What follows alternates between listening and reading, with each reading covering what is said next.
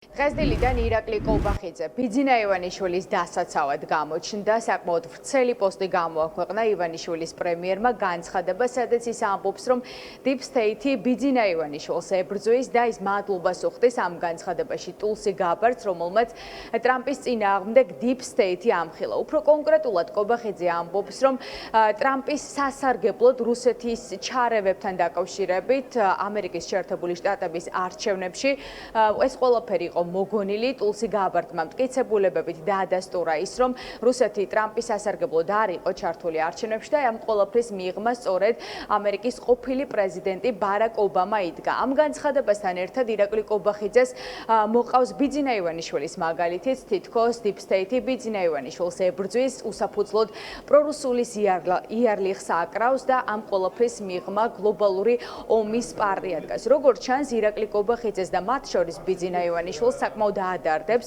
პრორუსულობის იარლიყი. ხშირად ამბობენ, რომ ბიძინა ივანიშვილი არ არის პრორუსი მმართველი, რომ მას კავშირები რუსეთთან აღარ აქვს და ეს ყველაფერი და ბრალდებები პრორუსულობასთან დაკავშირებით ემსახურება მხოლოდ ერთს, რომ ბიძინა ივანიშვილისგან მტრის ხატი შექმნან და დეზინფორმაციული კამპანიით და უსაფუძვლო ბრალდებებით, რომლის მტკიცებულებაც ირაკლი კოლბახიძის თქმით ჯერ არავის უნახავს, ცდილობენ ბიძინა ივანიშვილის გაშავებას და ამ ყველაფრის მიღმა, როგორც უკვე გითხარით, ირაკლი კოლბახიძე ხედავს გლობალურ ომის პარტიას. გარდა ამისა, ივანიშვილის პრემიერი მადლობას უხდის ტულსი გაბარდს გაწეული სამსახურისთვის და ამტკიცებს, რომ Deep State, ანუ გლობალური ომის პარტია სხვადასხვა ქვეყნებში ოპონენტების გაშავებით არის დაკავებული და პრორუსულობის იარლიხს აწებებს მათ, რაც მათ შორის ხორციელდება ბიძინა ივანიშვილის წინააღმდეგ.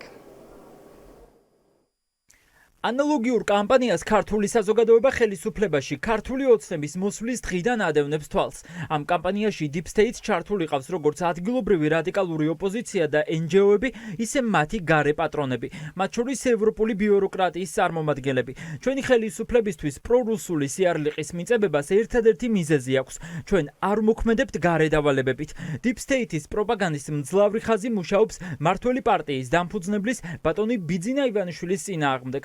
მიუხედავად იმისა, რომ მთელი ამ წლების მანძილზე გვესმის ბრალდებები ბიძინა ივანიშვილის პრორუსობისა და რუსული კავშირების შესახებ, დღემდე ამის დამადასტურებელი იოტისოდენა ფაქტიც კი არავის წარმოუდგენია საზოგადოებისთვის. საქმე გვაქვს გებელსისეულ პროპაგანდისტულ მეთოდებთან, როდესაც ჯერ ქმნი მტრის ხატს და შემდეგ ოპონენტს მასთან კავშირს აბრალებ. ამგვარ პროპაგანდას არ ჭირდება არავითარი ფაქტები. მთავარია პროპაგანდა იყოს ტოტალური და გზავნილი, რაც შეიძლება მეტმა აგენტმა გაიმეოროს. კოლბახიძე ამტკიცებს, რომ Deep State-ის დახმარებით ხდება ბიძინა ივანიშვილის გაშავება და ამ ყველაფერში ჩართული არიან საქართველოში რადიკალური ოპოზიცია, ასევე სამოქალაქო საზოგადოების წარმომადგენლები, NGO-ები და Deep State, როგორც ქვეყნის შიდა ძალებს, ასევე გარე ძალებს, მათ შორის ევროპელ ბიუროკრატებსაც იყენებს იმისთვის, რომ გააშავონ ბიძინა ივანიშვილი და მას მიაწებონ პრორუსულობის იარლიყი. ეხება ოპოზიციას, ოპოზიცია დარწმუნებულია, რომ ქართულ ოცნებას აქვს უმნიშვნელოვანესი პროცესებიდან ყურადღების გადატანის მცდელობა აქვს, რადგან ქვეყანა კარგავს ვიზა ლიბერალიზაციას ქართული ოცნების ანტიდასავლური პოლიტიკის გამო. ქართულ ოცნებას ასევე აქვს დედლაინი ევროკომისიისგან 31 აგვისტო, რადგანაც უნდა შესრულდეს ევროკომისიის რეკომენდაციები. წინააღმდეგ შემთხვევაში ბრიუსელი დაიწყებს ვიზა ლიბერალიზაციის შეჩერებაზე მუშაობას და აი ამ უმნიშვნელოვანესი პროცესებიდან ყურადღების გადატანის მცდელობა აქვს ქართულ ოცნებას, რათა თავი აირიდოს პასუხისმგებლობას.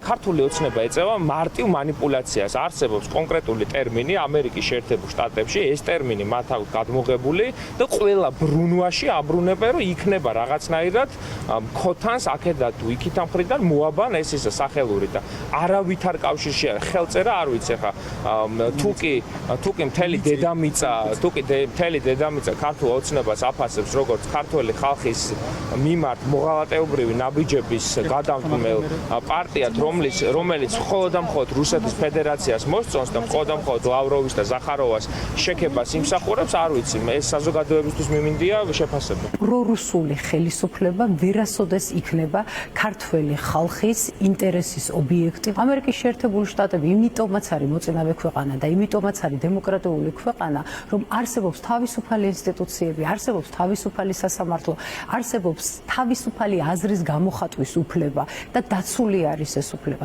ამიტომაც პარალელების გავლება საქართველოსა და ამერიკის შეერთებულ შტატებთან არის აბსოლუტურად არარელევანტური და აცდენილი დროსა და სივრცეში. ცდილობენ საკუთარი უსუსურობით შემოიტანონ სასაუბრო თემად მშვიდობის თემა, ომის თემა, deep state ისევ თავიდან დაიწყეს წერილების წერა ასევე და ამ ყველაფერს იყენებენ იმისთვის, რომ ყურადღება გადაიტანონ სხვა საკითხებზე. იქიდან გამომდინარე, რომ უდიდესი პრობლემა ქართული ოცნების ამომრჩევლისთვის დღესდღეობით არის ის, რომ ქართული ოცნება არაფერს არ აკეთებს იმისთვის, რომ ვიზა ლიბერალიზაციის შეზღუდვა არ მოხდეს და თმობს ვიზა ლიბერალიზაციის უდიდეს მონაპოვარს. ყოველგვარი არგუმენტების გარეშე ებრძვიან საქართველოს. ასე რომ ეს ძალიან ცნობილი მეთოდია, რომ ნარატივებით მოქმედება ქვეყნების ან ადამიანების გაშავება ყოველგვარი მტკიცებულების გარეშე, რათა მერე გაუადვილდეთ უკანონო გზებით მის წინააღმდეგ ბრძოლა. ირაკლი კობახიძის განცხადებას გამოეხმაურა საქართველოს მეხუთე პრეზიდენტი სალომე ზურაბიშვილი ამბობს, რომ ქართული ოცნება ახლა ცდილობს საზოგადოებაში წარმოაჩინოს, რომ ყველაფერი მოეჩვენა საზოგადოებას, თითქოს ქართული ოცნება უაღრესად პროდასავლური პოლიტიკური ძალა და ბიძინა-ივანიშვილს რუსული კავშირები არ აქვს, თითქოს ქართულ ოცნებას მხოლოდ ჩვენი ჩრდილოელი მეზობელი ოკუპანტი რუსეთი არ აქებს. და მათი განცხადებები არ ემთხვევა ყველაფერს, ამიტომაც სალომე ზურაბიშვილი ამბობს, რომ ქართული ოცნების პარტია ცდილობს საზოგადოებას საპირისპირო დაუმტკიცოს. საინტერესო სიახლე. ოცნების მაღალჩინოსნები უარყოფენ რუსობას. საიდან მოიტანეთო? არც კანონები, არც კავშირები, არც იგივე პროპაგანდისტული თემები, არც პუტინის, ლავროვის, პესკოვის და სიმონიანის ოცნების პოლიტიკის შექება, არც რუსული რეპრესიული მეთოდები, არც რუსეთზე რეორიენტირებული ბაზარი. არც. ყველაფერი მოგვეჩვენა. ყოფილან უაღრესად და ფარულად პროდასავლურები. მოგვეჩვენა.